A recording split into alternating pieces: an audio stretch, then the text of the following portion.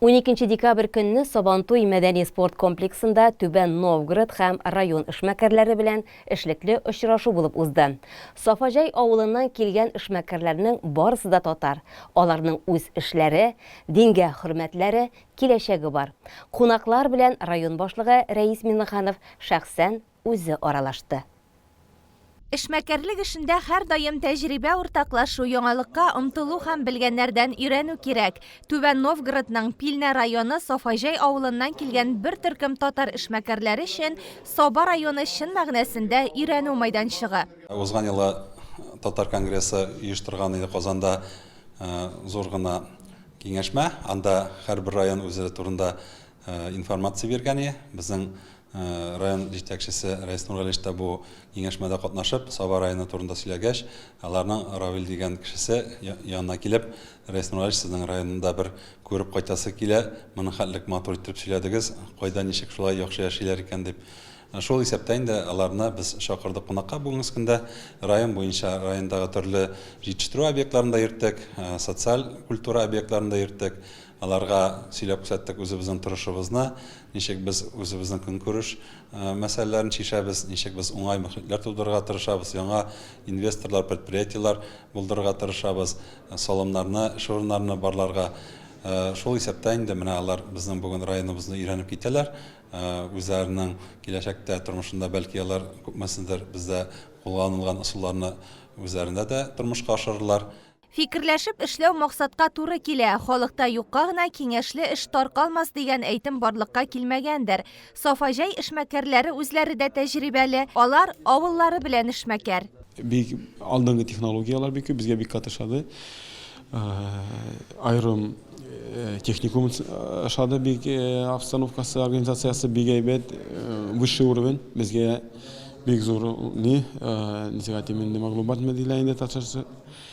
Айрат Абдулов ярым фабрикатлар җитештерү эшендә 30 төрле продукциясы Мәскәү, Түбән Новгород шәһәрендә реализацияләнә. Соңгы вакытта Казан белән дә килешү төзелгән. Сезнең цех ничә кешене эш белән тәэмин итә? Бүгенге без гаилә башлап киткән идек. Ирле хатынны дигәндә 6 кеше идек. Шулай ук аннары 2 улы малайыбыз, алар катнашалар.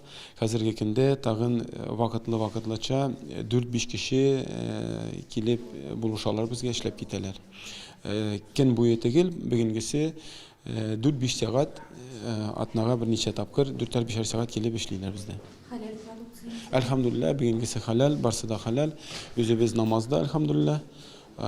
Намаз укучылар, гаиләләребез белән барысында үзебез бисмилла әйтеп, үз кулыбыз белән чалырга тырышабыз хайваннарны үзебез.